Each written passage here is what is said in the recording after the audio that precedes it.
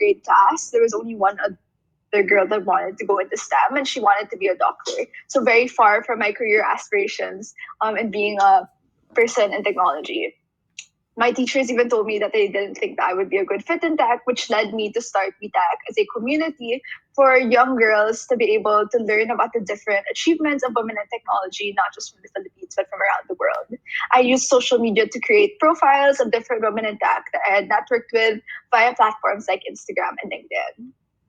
WeTech shifted to a community organization in 2017 when we hosted the first Women in Tech conference for students and by students in the Philippines. This was largely inspired by opportunities like the Grace Hopper conference that we were able to see in the United States, but weren't available here in the Philippines, where such women in tech events and communities did not exist back then. So we co-presented the event in partnership with Accenture Philippines, and we're mainly targeting middle school up until college age students that wanted to learn more about the tech industry and the different achievements of women in technology. On the upper right-hand corner, you can see a picture of two of our event participants that were the youngest women in tech conference participants.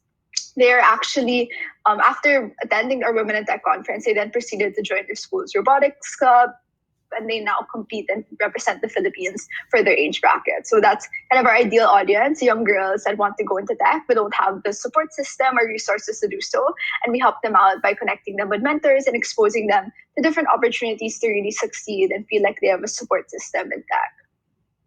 After the Women in Tech conference, we then established our Women in Tech Teach program. And this was inspired largely in part by seeing that in the Philippines, it's not just a gender issue, the lack of women in technology, but it's also an accessibility issue. And that a lot of young girls don't consider going into tech in the first place because they don't have the access to technology, the laptops, the Wi-Fi in order to learn about technology in the first place. So in the Philippines, for context, roughly half of the population is not connected to Wi-Fi nor has a laptop or a computer. So what we aim to do with our Women in Tech Teach program, We Teach for short, is connect those marginalized communities with the necessary materials to get an intro to CS or an intro to technology. So in this picture, we went in 2018 to Marawi, a province in the southern part of the Philippines that was bombed in 2017 due to suspected ISIS terrorists. And we taught students living in evacuation centers basic programming and Microsoft Office skills. Many of the students in this workshop had never heard of programming before. In fact, only one of the 32 students that we taught had ever heard of the term coding before. And when we asked the student what he thought programming was, he just said, "Oh, it's that thing where you type really fast, right?" So it was really like barely any knowledge about. There's barely any knowledge about what coding or programming was, and that's a gap that we aim to help bridge in WeTag. So basically, with their advocacies, with their impact, we aim to build a Philippines and overall just a world where any youth can go into technology regardless of their gender or socioeconomic status and potentially use that technology to create positive social impact in our world. So this is like a bit about me and kind of like the recognition I've gotten. I've gotten some exciting opportunities speaking at places like the UN in Bangkok and going to conferences in different parts of the world like New York to spread my advocacy. But all of this would not have been possible without my team. I work with a team of 72 high school, college students and fresh graduates from around the world. So although WeTech started from my 15-year-old self's bedroom, it has now grown into a fully registered nonprofit with members from the Philippines, the US, and the UK. None of this work would be possible without my team that creates modules, that organizes these Women in Tech conferences, all on top of a regular school load, as most of our members are in the high school to college bracket. If you want to get in touch with VTech and me and get to know more about our organization, feel free to contact us via these social media links and check out our team applications. So our core team applications are open internationally and they open officially next week. So stay tuned for that. And if you have any questions for me about nonprofit building, networking, the tech accessibility and gender gaps that exist here in the Philippines, let me know. If you also want to chat more about Stanford, about why I'm studying science, tech, and society at Stanford, feel free to hit me up via these social media channels as well. So thank you so much.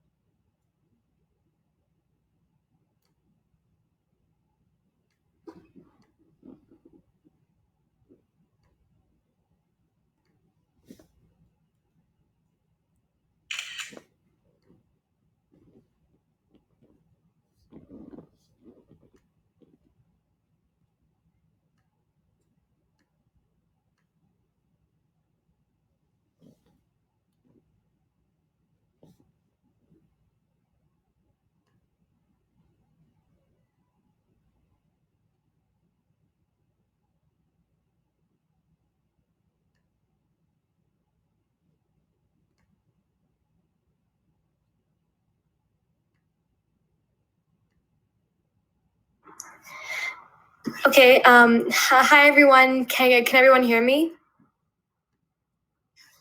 Just like put it on the chat if you can hear me.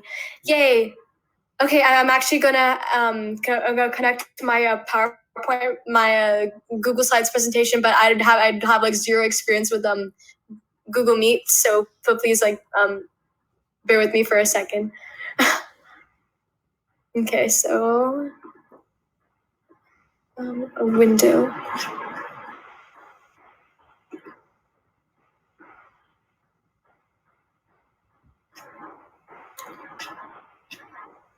Okay.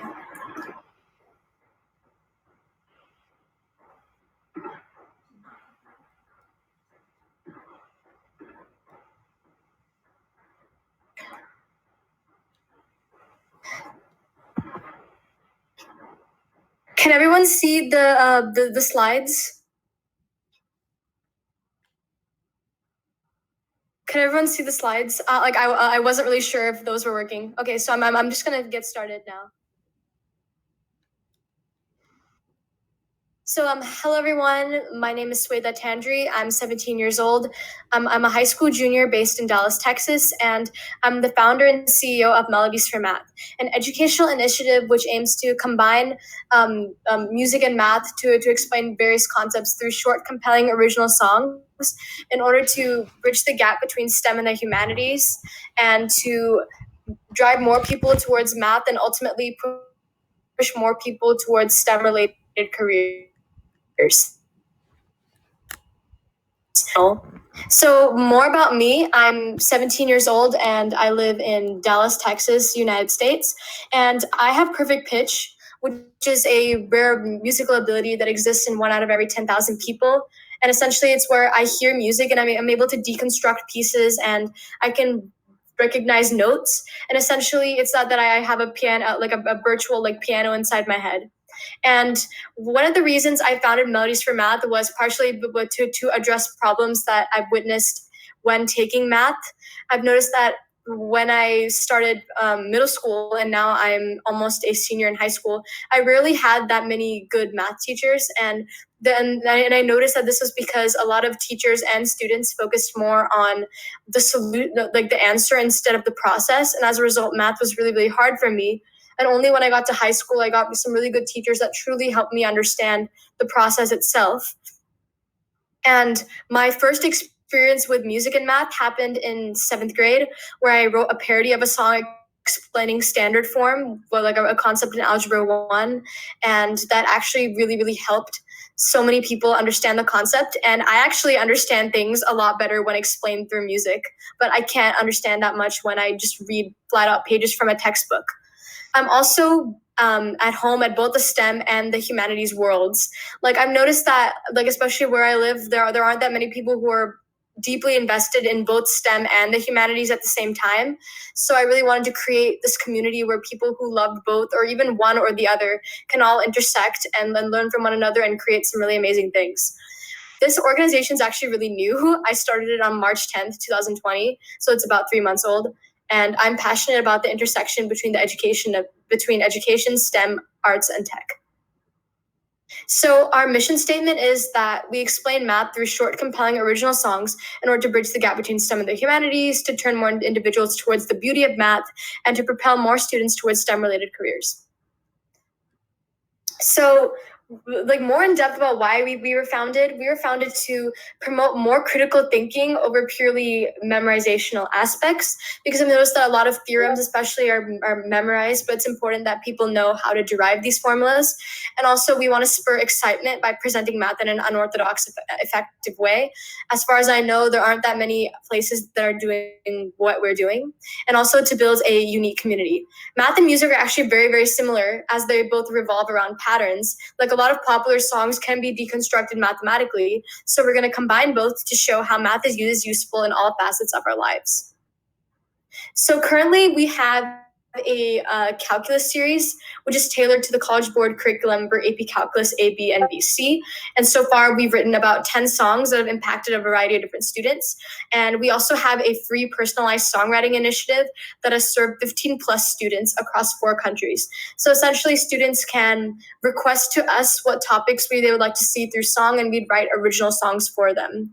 So we're planning to expand to have a more broad general focus on the intersections between STEM and the humanities, with math being the entity that binds both of them together.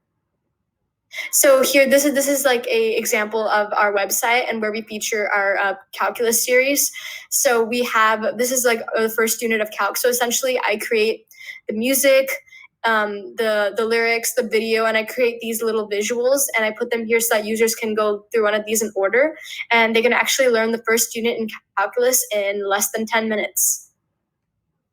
The second one is where users can request whatever songs they would like, and we would show the finished videos here. So this is where the Algebra 1 content is. We have 3 videos that we made relating to algebra, and they're right here. So anyone can come and then look at these videos. So where we can expand, like Khan Academy, we want to expand to cover other high school math curricula and middle school topics, and release segments on how math is related to daily life, as well as create a podcast and make content for international students. And when regarding to music, we want to include music videos and not just lyric videos, and explain concepts maybe through animations and other things. So essentially, this video right here is over about the Pythagorean theorem. I put it here, so this is kind of what a typical product looks like, where we have the visuals and we sing, kind of explaining what we do, like essentially what the Pythagorean theorem is. And this was designed for a client. And so essentially, I think that's it. Our organization is relatively new, so there isn't really much that we're starting small and we're already starting to have an impact, but I think I basically covered what we do and where we hope to grow in the future. So thank you for letting me on this panel. This is, and it was really, really fun.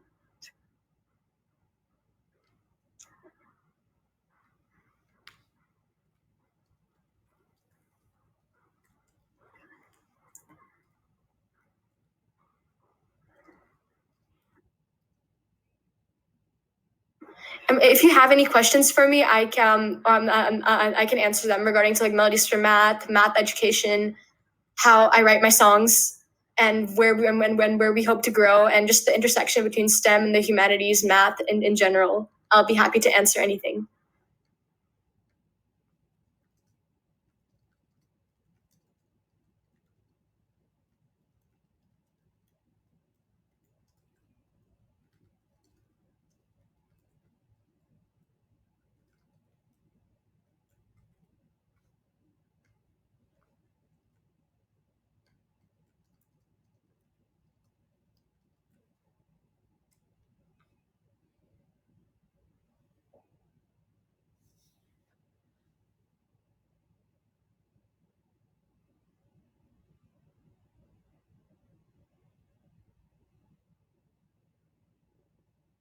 Hello. So the first question is, could I talk more about how the songs are written, especially since calculus seems to be a pretty dense topic?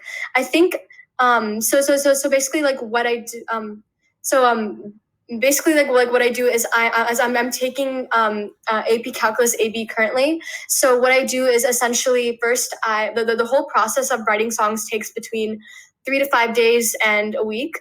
So first I do a brain dump over over everything that's in that particular topic of calculus, and then I think about how I would want someone to explain it to me, and then slowly start to simplify what is being covered. And then after that, and once I do brain dumping for about a day or two, I decide to convert the information into sort of like a rhyme scheme that I could make a song out of. Honestly, I think the process is different every single time, because sometimes a melody comes to my head first, and sometimes the lyrics come to my head first. So actually, I have a song on my presentation, so I think maybe I can share my screen and just show you what a typical song is. And it's for the Pythagorean theorem. So I think I'll re-present my screen and then you guys can see it. So,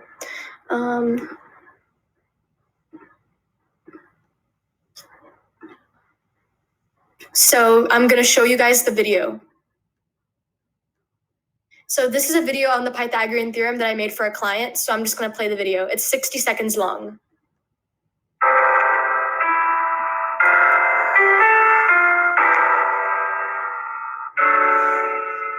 In a right triangle, you see two legs and a hypotenuse. When you have two lengths and you need the last, the Pythagorean theorem gives it fast.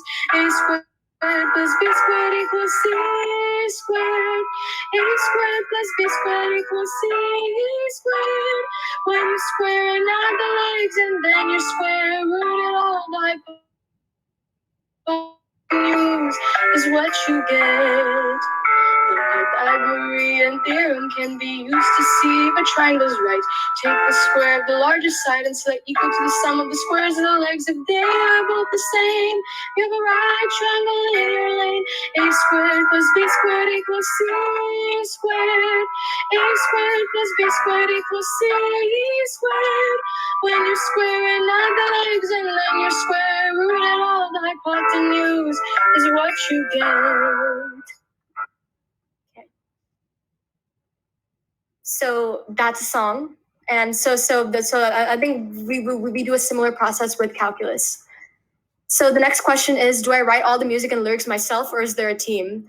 I actually write all the lyrics by myself. I think all the way up to this point. But I am building a team and we are going to launch pretty soon. So all the songs that I've written up to this point, I wrote the lyrics, I sang, and I made the videos and produced everything all by myself. But we are definitely going to expand into teamwork very, very soon once school ends for all of the team members on our team, because we have an international team. We get people from the United States, people from Canada, and ambassadors in many other places. The next question is, are there any plans to expand outside of math? Yes, actually, I think we're going to become kind of an organization that really tries to bridge the barrier between STEM and the humanities in general. But I think right now we're going to stick to math while we gain our basic footing.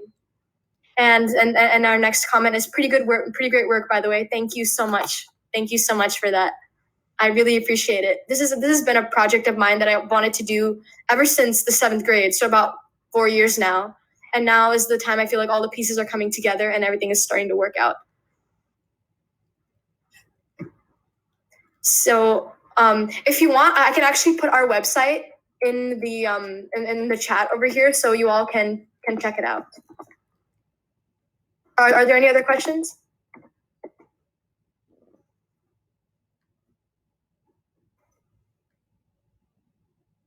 So I just put the website in. I don't know how to make it a link in Google Meet, but I put the link right here.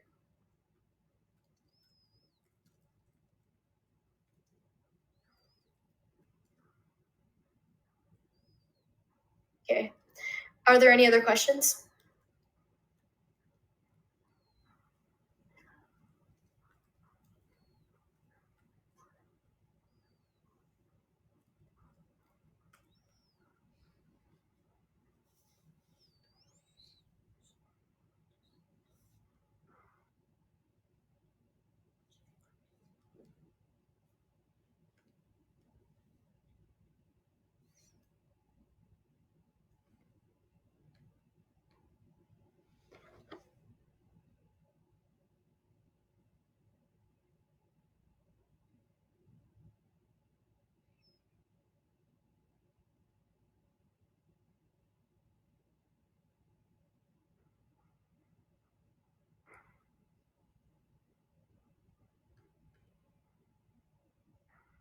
You'll hear me well. Hopefully this mic works. Call in the chat if you can hear me.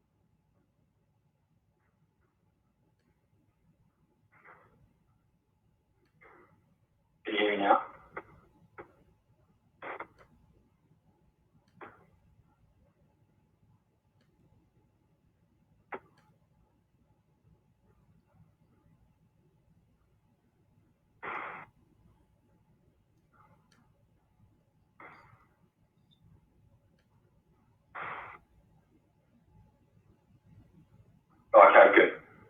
Can I get started?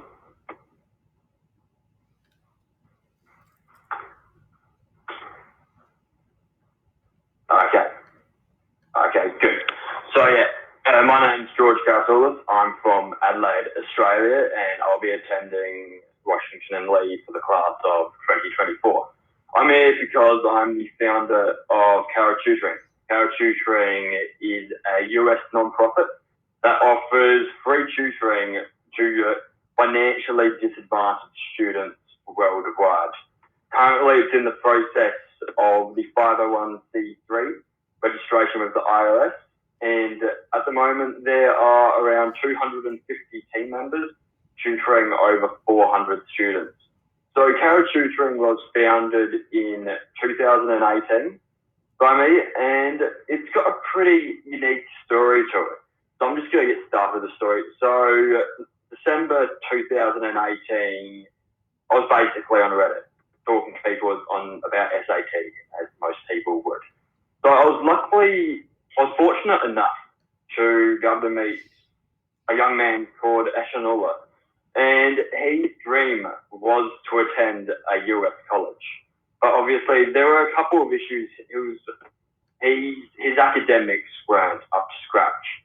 So he needed some help with the SAT so he can put in an application. And in addition, for the Turkish colleges, he needed the SAT. So being such a tough situation, what I decided to do, since he couldn't afford general tutoring, I decided to tutor him for free because it was just the right thing to do. So after a few sessions, I realized that if I can do this with one person and I can see improvement with one person, why can't this be expanded to hundreds of people, hundreds of tutors? The same model, high school students tutoring other high school students. The most effective way to do it, I believe. So in December, I recruited a couple more tutors, and by early January, we had something like 20 tutors and we're tutoring around 50 students. We're really starting to have impact. We're starting to have scores increase. So at that stage, it was the critical moment as we needed to expand to other stuff like AP tutoring, IB, and all of that, as we believe that education shouldn't only be about the SAT, but that's just a standardized test, but about general subjects with lifelong skills such as economics, maths, and business. So throughout the year, we developed, and by the end of the year, we're around 100 tutors tutoring around 200 students. One thing that happened at the end of the year, which is quite significant, I would say, is that the first student we had, my student, Ashanullah, he started off at an SAT score around 1,000, which is around 30th percentile. And within a year, he was able to be in the 99th percentile. And I would say that is testament to his hard work and his perseverance. And how that is done, it is all about the effort that he himself put in. And all of that effort was supplemented by the assistance I gave him. I didn't tell him exactly what to do. It's giving the motivation, and that's what I encourage every tutor at Cara Tutoring to do. It's not about just tutoring them, it's about motivating the students. And eventually he was able to apply for colleges in the US and Turkey, and fortunately once a top school in Turkey gave him 100% scholarship. So they are the exact situations that we want. We exist because we want someone who has a dream to be able to get to achieve whatever they want. The critical thing with education is that education is the foundation of society in some ways. Yes, college is not essential. You do not have to go to college. There's other alternatives such as trade. But in some situations, it does make life a lot easier and can help someone from whose who's really struggling actually have a fighting chance. It's all about giving people those chances. Not everything will work, but it's all about that. I left parachuting in early January, and since then it is doing incredibly well with the leadership of Martin, Jeannie, and Darren, and they are aiming to have something like 500 tutors by the end of the year, hopefully thousands of students. And at the end of the day, it's all about getting people into colleges that they want and actually motivating them for more things, bigger stuff in life. I'd just like to end with a short note on volunteering. Many people do volunteering as an extracurricular for college application. People just do it for the fame, for the attention. I'm not saying that everyone does it that way, but I'd like to sort of change that perspective. You should do stuff like volunteering because you believe in the cause and you want to create a positive effect on society. And honestly, that's the most important thing. So yeah, if you've got any questions, type them in the chat. I'll be happy to respond. Thank you.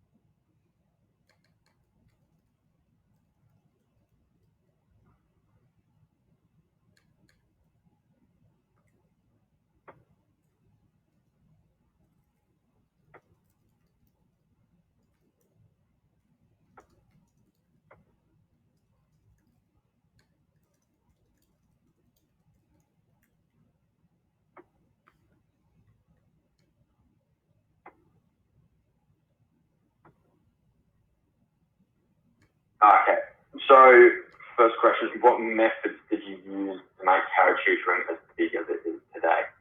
So it's a very good marketing question.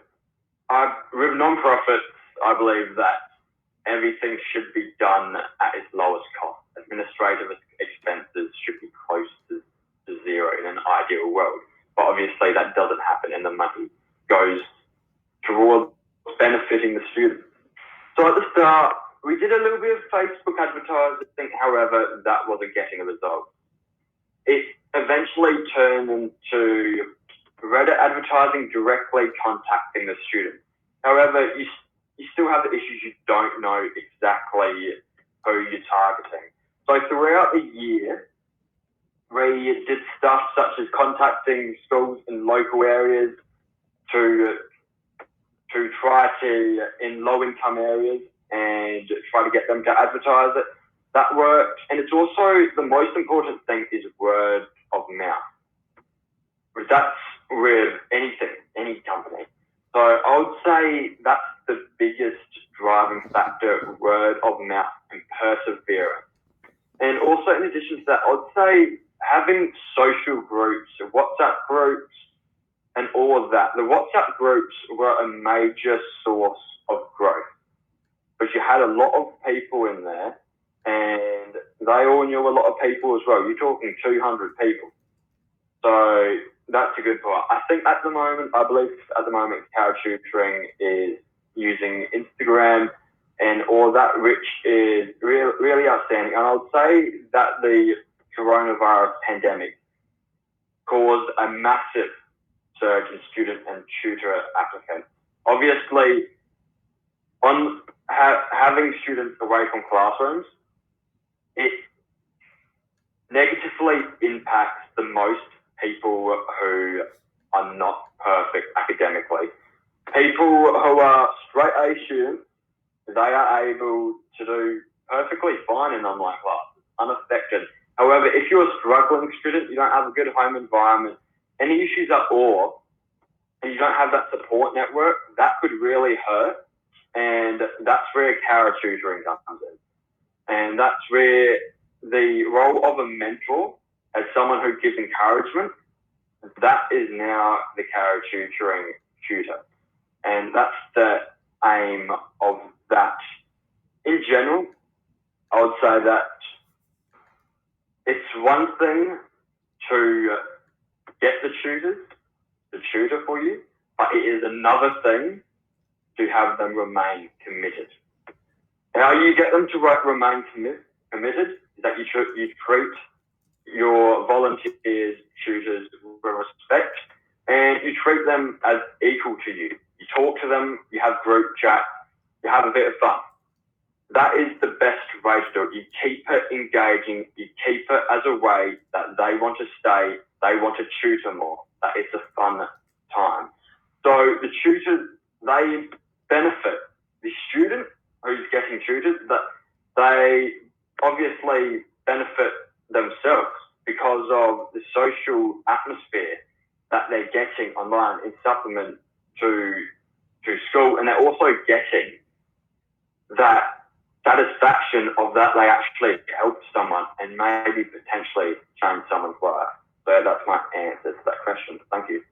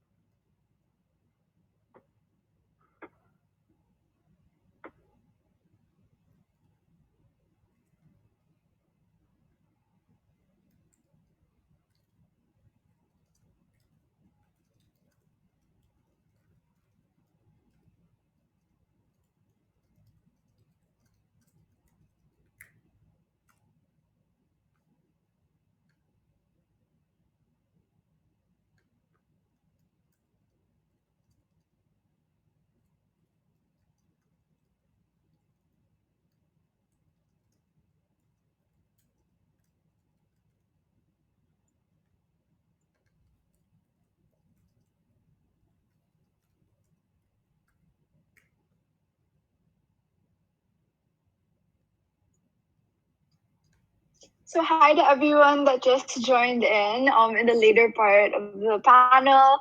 For those of you that missed my segment at the start, I'm just going to briefly kind of recap WeTech again and then take any questions if you all have any. So I'll just briefly do that. Okay, so for those of you that just joined in, hi, my name is Audrey. I'm 19. I'm the founder and executive director of WeTech, which is a nonprofit organization that aims to educate, inspire, and empower youth to break gender barriers and use tech to make a difference in society. We hosted the first Women in Tech conference for students and by students in the Philippines in partnership with Accenture, and we were able to reach a wide base of students all the way from middle school up until fresh graduates that are all interested in engaging with the tech scene. In a country like the Philippines, where only 18% of tech companies are founded by women, we really want to help break gender stereotypes and tell practically anyone that they can engage with tech and use it to make a difference and make an impact on society. We also have a Women in Tech Teach program in which we've brought laptops, secondhand laptops, and created modules to over 100 students from across the Philippines, a country where only approximately half of the nation is connected to Wi-Fi and has a desktop or a laptop. So this is our impact. We also have, besides our Women in Tech conference and Women in Tech Teach programs, we have a roadshow in which we go to different public and private high schools and elementary schools across the Philippines, and we talk about technology as a career, what type of university courses would lead to a career in technology, and how anybody can really like engage with WeTech, join our events, that sort of thing. We also have our WeTalks program, which is short for Women in Tech Talks.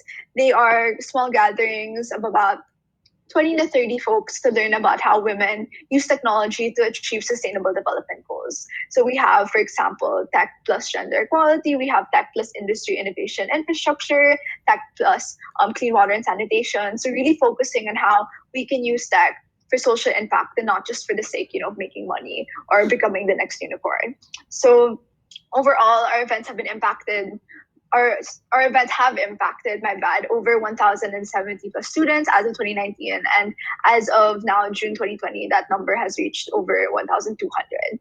And so I'm very fortunate to have been able to get such amazing opportunities to speak to audiences such as yourselves, as well as diplomats at the United Nations and different entrepreneurs at the Association of Southeast Asian Nations Entrepreneurship Conference for 2 years in a row. So I work with a team of 70 high school, college students, and fresh graduates from across the Philippines, as well as the US and the UK.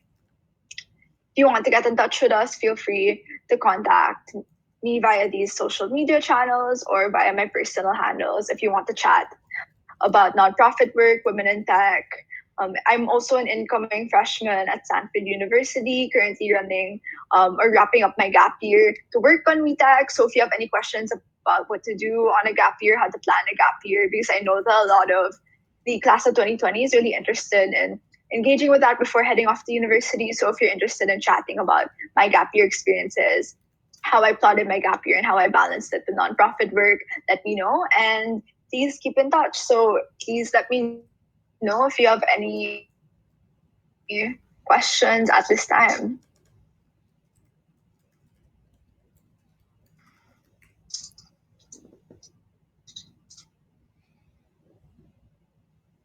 So just go ahead, please shoot the questions in the chat box and I will read them out and answer them as we go. So,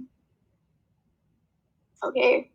First question is, how would you recommend monitoring nonprofit expansion? I personally want to launch many initiatives, but at the same time, I want to solidify what I initially have with my team.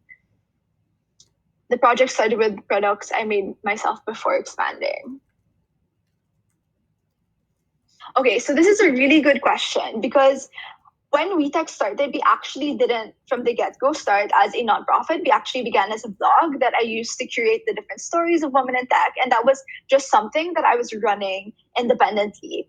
And the transition and the expansion really from a blog into a community organization that hosted the first Women in Tech conference in the Philippines really began because I saw like really a need for it, a need for a project like a Women in Tech conference here in my country, where the opportunities for women to engage with technology are quite limited.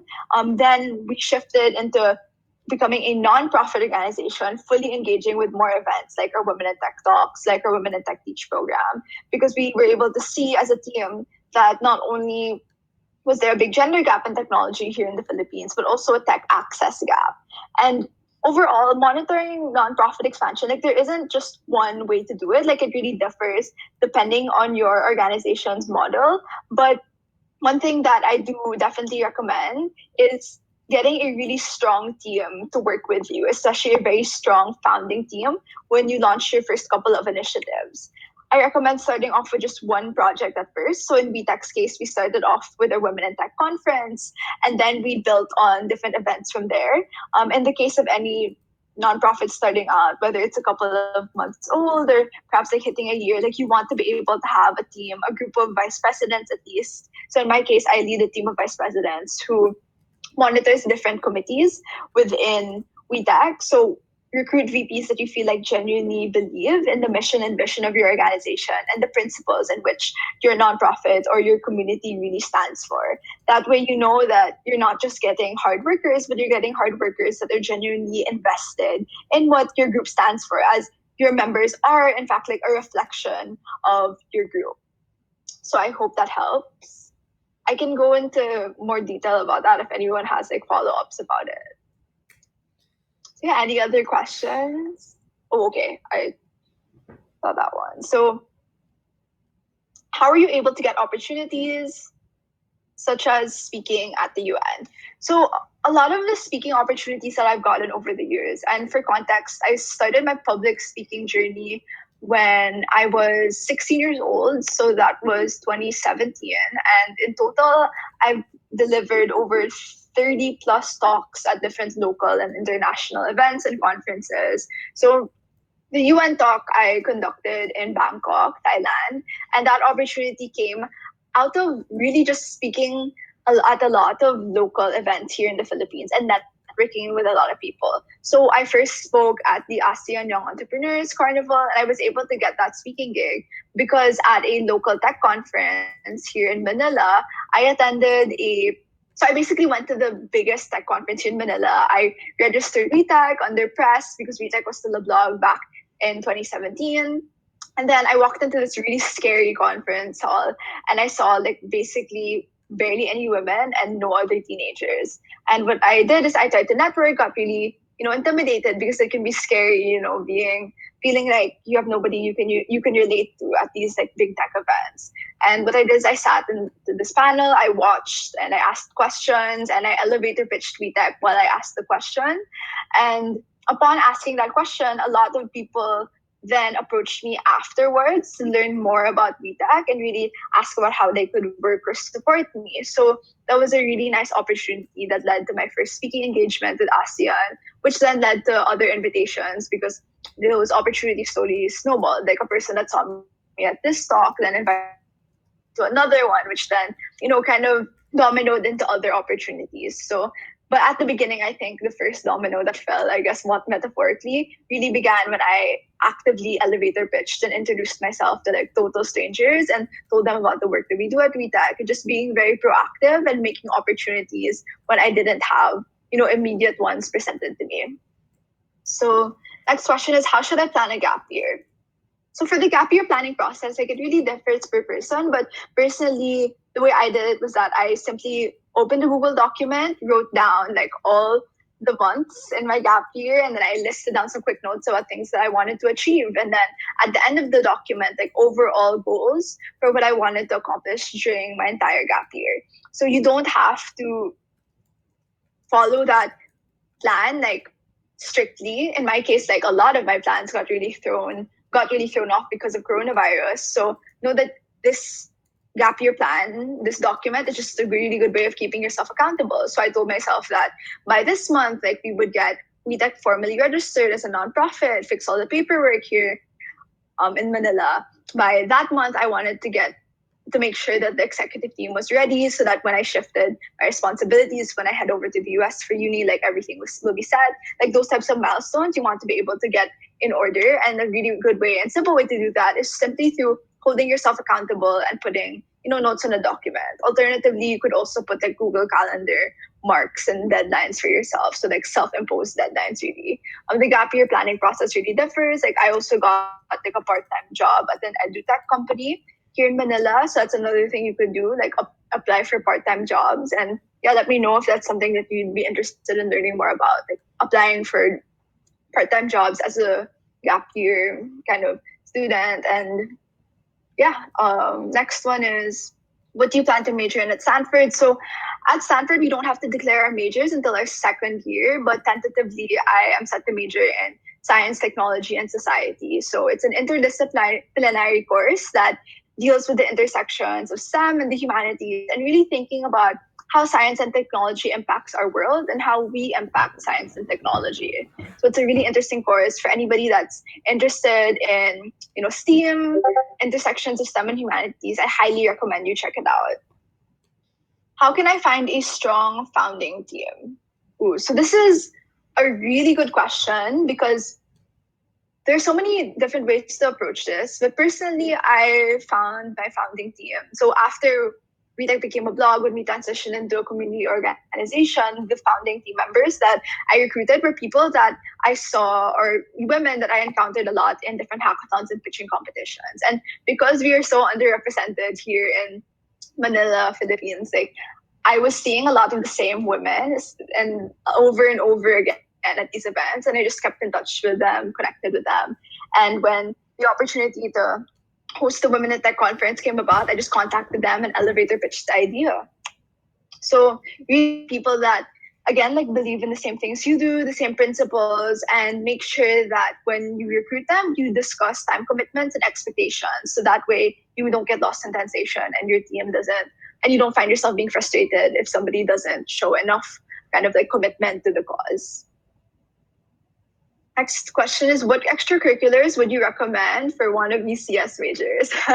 Okay, so when I was still starting out, entering the tech nonprofit space, I engaged a lot of hackathons and pitching competitions, and I competed in a lot of pitching competitions, specifically business entrepreneurship competitions. And I was able to kind of weave in my experiences with business into my work with technology. So if you want to get more exposure for CS, definitely join different competitions, join different webinars like this one, and just experiment, be proactive, and ask questions as well. Look for mentors, and a really good way to look for mentors would be online through LinkedIn. When I was still building my mentorship network, I would quite literally go on the hashtag Women in Tech on LinkedIn and just connect with different people whose profiles I found interesting.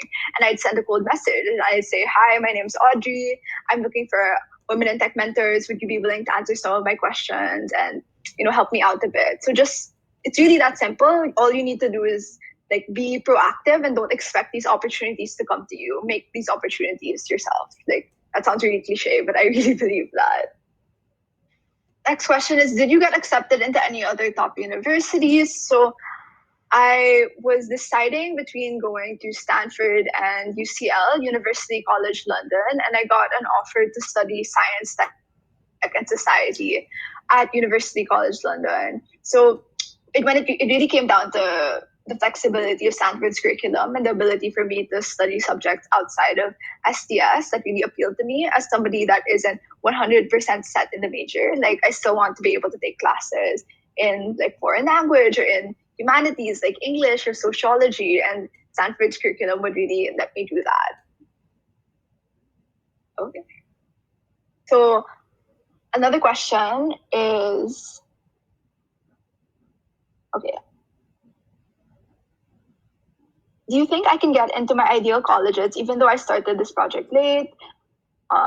Okay, so this question really depends on your context, honestly. So just to preface, like I'm not the admissions officer. I'm just answering based on what I've seen in terms of research, in terms of like talking to my other friends that have gotten into really good schools. And I think as long as you show colleges that you are acting upon issues or you are engaging with issues that you are very, very passionate about, like you're in the right direction. Like don't worry about whether or not you're starting this project too late, whether you could have started it like earlier. Like think of it as you have this like project, you're passionate about it. Like focus on the impact and not like the college results. And I think everything will come with it. And as cliche as it sounds, like everything will work out. Like as long as you keep yourself centered and the people you're trying to help and the tangible impact you're going to make. So for me, like it was never a question of, oh, will VTech like get me into college? It was always a question of,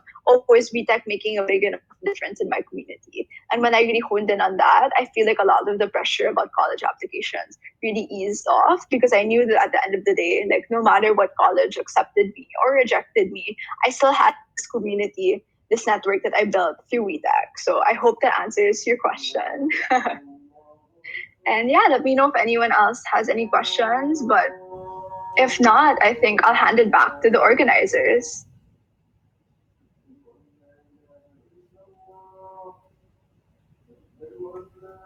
Oh, so I'll just send over like a quick link to WeTech's website in case anybody wants to get in touch with us or check out our projects.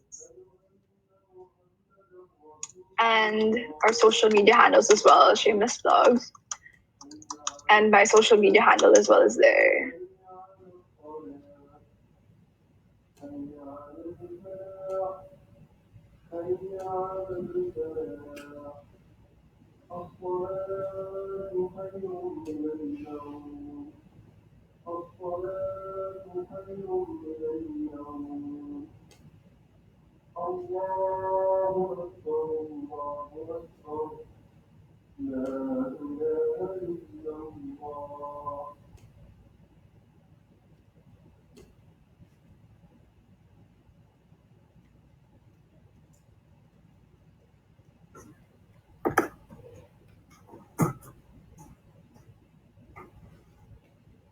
Okay, I guess I could go first. I think I actually live in a community where people perform very well on all sorts of tests and other things. But I feel like one thing that is lacking is that a lot of people, and even the teachers in general, like everyone only cares about like the grades and the GPA instead of actually understanding the concepts. So that's kind of where my organization comes in which we really want to make sure that people have establish a strong foundation or base, because I feel like that doesn't really exist where I am, and a lot of people like including me, for example, in a lot of my classes, I memorize stuff for my final exam, and then in the second semester I end up like not remembering anything from the previous time. So it's just a matter of just making sure that a strong foundation is built. And I think that really doesn't exist in my school and a bunch of other places near my area. And that's kind of what I'm hoping to really change and make people have a genuine drive and passion for learning.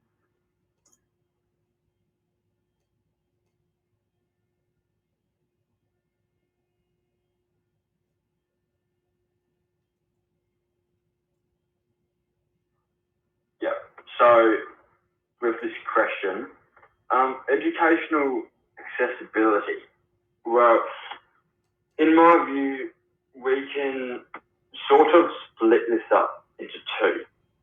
We could talk about the United States and most of the developed countries, then we can talk about the developing countries.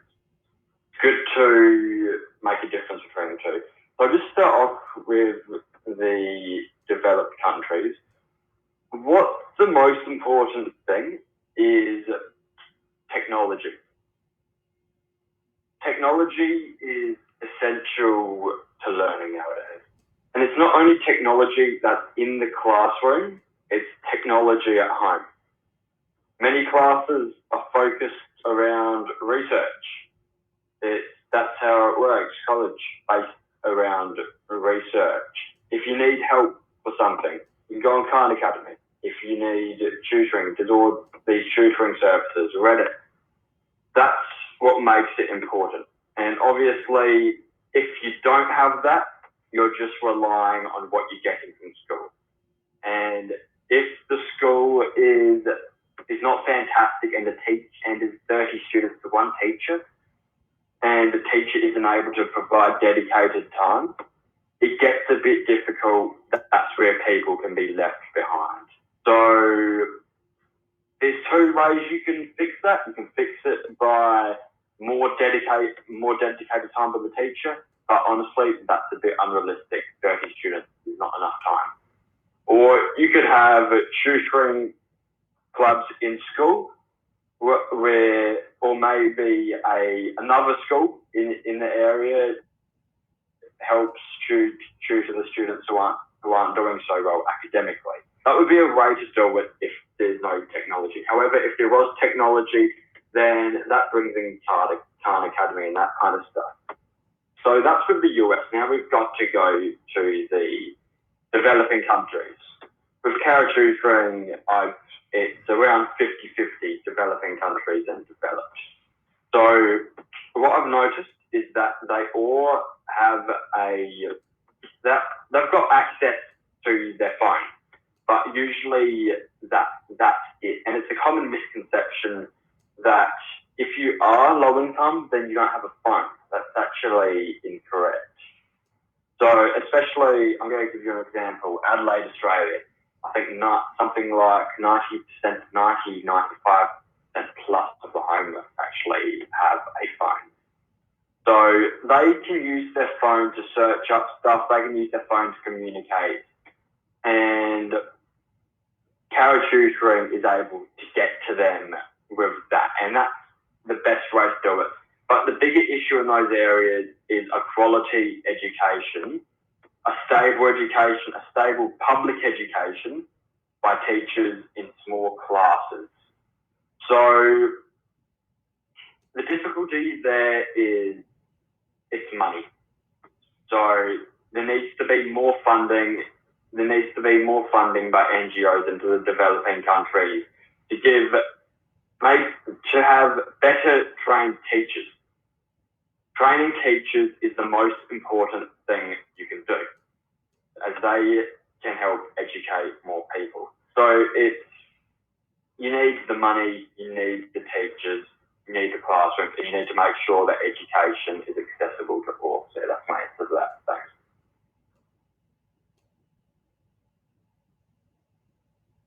Okay, so I'll take a shot at this question as well. So there's this quote that I read recently that I think is very apt, which is that the coronavirus pandemic has really amplified existing issues. And in the case of the Philippines and other developing countries, the coronavirus has really amplified the digital divide that exists in the country at least. And I say this because so many schools are attempting to shift to online education. And you can see now more than ever that there really is a lack of infrastructure, a lack of resources that exists in a lot of the homes of students, especially those that go to public schools.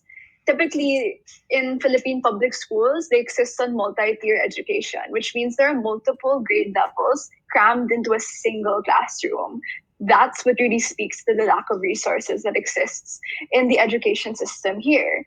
So to think like shifting online in itself is a struggle because one, teachers already themselves don't have the capacity, they don't have the laptops, the Wi-Fi, the equipment to go online. They don't have pre-prepared curriculum to shift to the online teaching format. They're unfamiliar with these resources that are being used. Like for example, platforms like Google Meet, Zoom, Microsoft Office even, they aren't so well versed in. And the students themselves as well, like don't have these materials. Like half of the country doesn't have Wi-Fi access at home. Like this privilege that we have to be able to come together and discuss ideas only exists because we have the resources to do so. And only 1 in 2 Filipinos have that kind of resource. So until we are able to really overcome that tech accessibility gap that exists, the education system in developing countries like the Philippines is going to be woefully behind when compared to different more developed countries that are able to shift successfully into an online education format and cause or overcome minor disruptions in terms of that shift. So that's how I would basically describe different educational accessibility problems specific to the Philippines. But overall, yes, that has to do with funding. It has to be more funding in terms of providing for resources, but there also has to be training as well and teaching. You can't just give the teachers and the students this technology. For example, if they were able to get enough funding from the government, you need to be able to teach the students and ease the teachers into how to use this technology, how to be able to engage with these platforms like PowerPoint, like video calling platforms that so many of us have grown up with at this point. And that's something that with my organization, WeTech, we're also aiming to help close this digital divide by going into a lot of impoverished communities and teaching these students, these teachers as well. We also have teacher workshops where we tell these students and teachers about how to use different educational platforms, how to, for example, do PowerPoints, plan lessons, create interactive educational materials online. So we're really hoping to help close the digital divide, but it's definitely an effort that's going to take time and a lot of resources and effort from everyone, but I'm staying positive.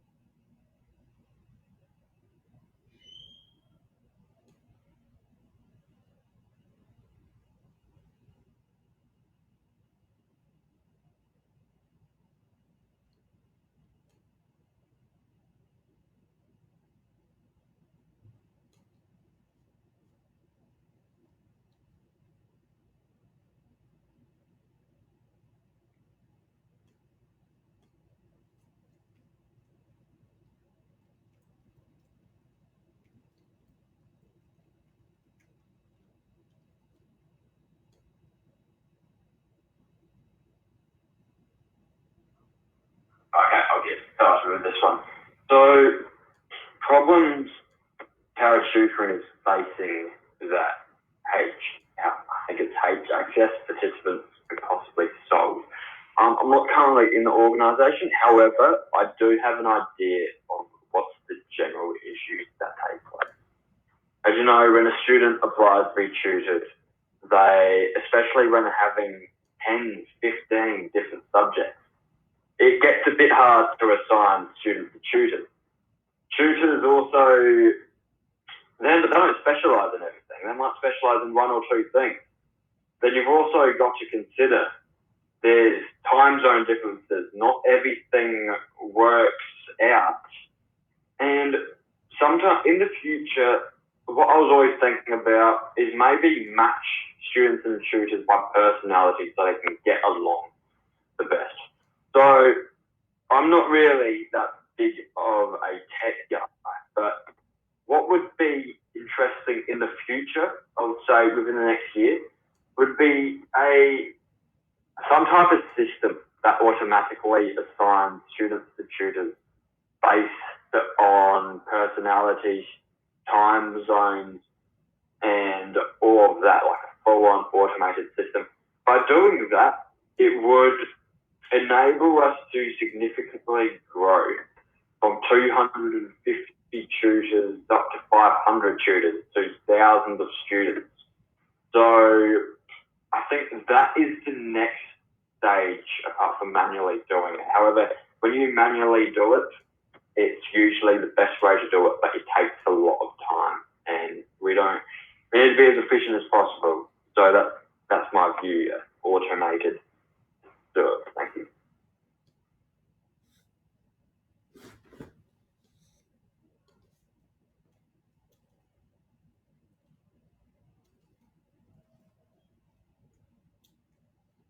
Okay, so I'll try to have a shot at answering this as well. So in terms of the communities that we work with in WeTech, we handle a lot of people that don't speak English or don't have English as their first language. And when we're teaching concepts about technology, about tech for education, this can be especially difficult. So if there's a way to create sort of a platform that would allow or help these groups, understand tech education better in their specific dialects, like that would be really, really helpful, whether it's creating like interactive online module content that we can automatically translate into different Philippine dialects, because there are over 50 dialects that exist within the Philippines alone. So the language barrier and overcoming that language barrier using technologies are also a really good way to help contribute to educational accessibility.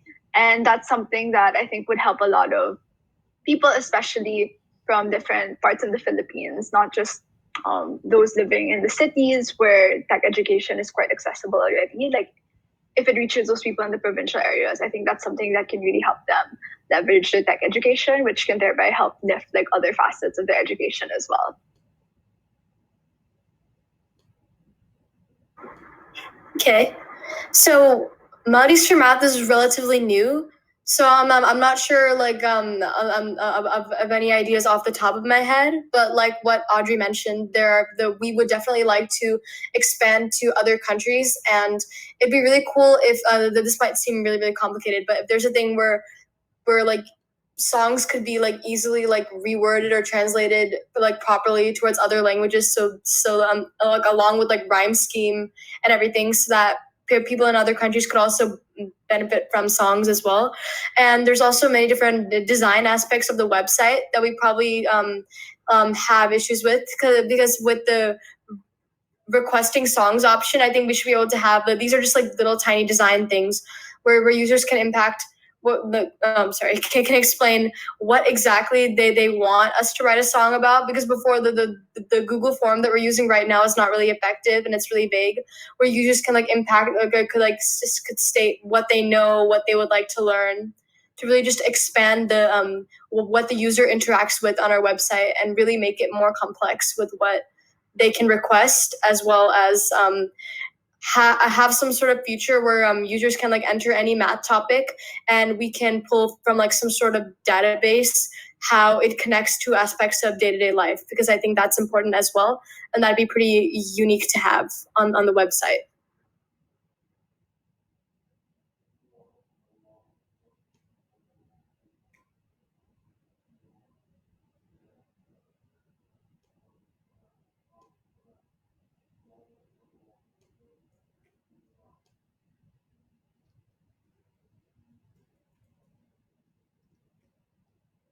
I'd love to have a go at this question, how has educational accessibility changed your life?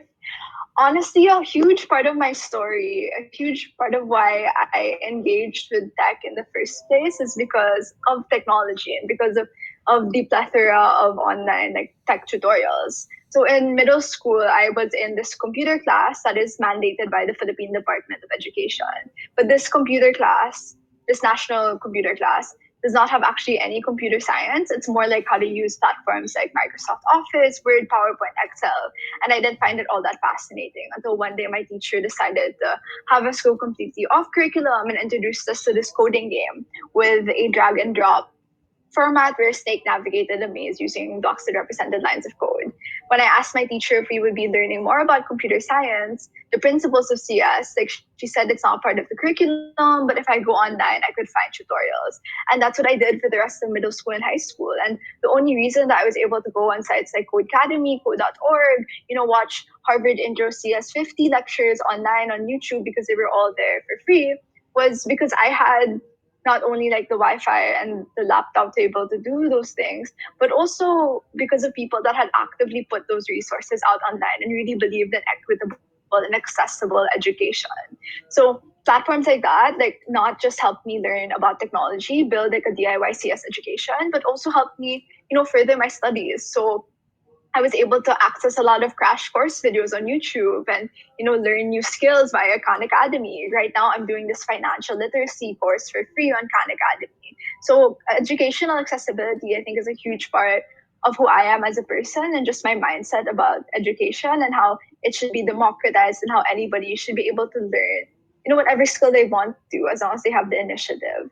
And those, and this dream of WeTech to build like a gender equal and diverse tech industry, like we're able to be able to mobilize and do those things because we have, connectivity to the internet. We have these communities built on online platforms. So definitely tech plus education has had a huge impact in what I do and kind of my story. And I hope that anybody, since this is the last question, I hope that anybody that wants to chat more about the intersections of both or wants to get some recommendations on different places to start in terms of learning CS, like please feel free to like message me privately, like via my social media or just get in touch via email.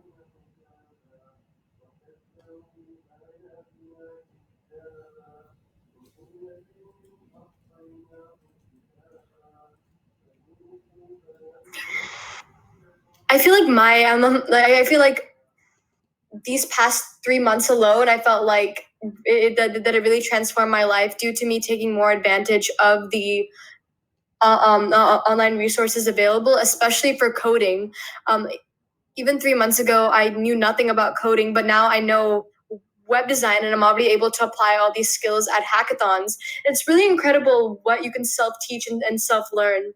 And also, I'm really, really thankful to even be having all of these resources like technology, good internet, and access to a bunch of resources because that way I would be able to really tap into my full potential, whether it be analyzing math, just learning music, and learning to code. And that's also partially why I started Melodies for Math, because I was fortunate enough to have educational accessibility where I was able to understand how these concepts fit into real life. So what I really hope for the future is that we work to bring educational accessibility to everyone, because how it affected me was now I truly feel like I have superpowers, and through coding I could make any of my ideas come to life. And it'd be really cool for more people, especially in developing countries, both to have, so we can empower more change makers in the future. Because in order to solve like major 21st century problems, we really need the most talented minds, and we need all the people we can get to truly make our world a better place. Yeah. So how has educational accessibility changed your life? So I'm going to answer this question in a way how Caro tutoring changed my life, because that is directly related to educational accessibility, creating it. So obviously I was able to create that, but that's kind of irrelevant, that part, as the reason and the thing that matters the most is how does creating something change your life. So, carrot tutoring, you get the benefit of you're helping people. The relationships you form with students are unusual, but they are what's needed. Because usually when you're stuck in your own country, you only in your area, you only see people who are similar to you. Usually the time, same socioeconomic group. But when with me, seeing other people, all different kinds of people from every socioeconomic class and from every continent, it really changes your perspective on the world, gives you a more global worldview, and it allows you to understand the problems that are facing, the problems that we society are facing at the moment. And you need to be able to understand the issues to fix the issues. Some people like to create solutions without talking to people who those solutions would possibly affect. Solutions need to be practical, not idealistic. Idealistic is good, got a big dream, but they need to be practical and you need to get to know the students. So I would say that I would be comfortable in creating more non-profits, given my experience in talking with the students, engaging with the students. That is the most important. That's one of the most important parts. Aside from the tutoring, it's a friendly relationship. That's what it is. And I'd also like to add that there's also that student-tutor thing, but it's also working in a team. Management skills, leading an organisation, persistence. It's persistence that's needed. It's hard work.